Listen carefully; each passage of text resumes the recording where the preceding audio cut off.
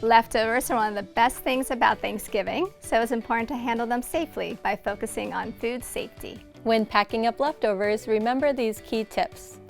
Refrigerate within 2 hours of being at room temperature. Store in shallow containers and cut meats like turkey into smaller portions. Consume leftovers within 3 to 4 days. And reheat to 165 degrees Fahrenheit.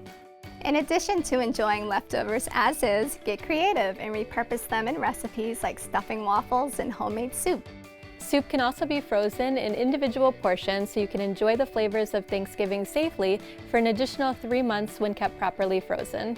Always remember, when in doubt, throw it out. For these recipes and more tips from our team, visit bigY.com. Until next time, be well.